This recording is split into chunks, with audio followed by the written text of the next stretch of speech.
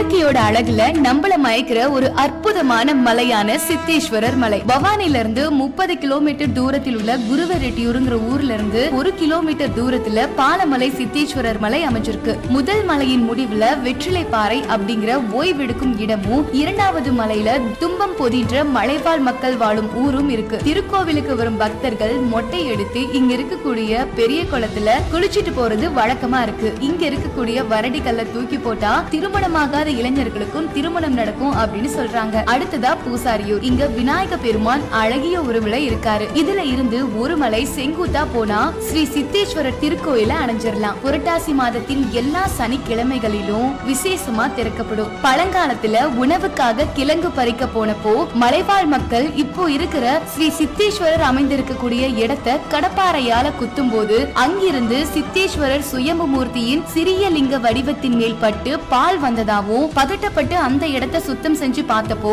அங்க இப்போ இருக்கிற ஸ்ரீ சித்தேஸ்வரர் சிலை இருந்ததாவும், அன்னில இருந்து பால மலைவாழ் மக்களால் விரும்பி வணங்கப்படும் தெய்வமா ஸ்ரீ சித்தேஸ்வரர் உருவானதா சொல்லப்படுது. மலையின் சுற்றளவு சுமார் 80 கிலோமீட்டர் இருக்கும். உயரம் சுமார் 5000 அடி இருக்கும். இந்த கோவிலுக்கு நீங்க போற மாதிரி இருந்தீங்கன்னா மறக்காம கம்பளி, டார்ச் லைட், 3 வேளை உணவு, தண்ணீர் கொண்டு போறது ரொம்பவே அவசியம். 5 மலை வரைக்கும் ஜீப் வசதி இருக்கு. அதுக்கு மேல நடந்துதான் போகும்.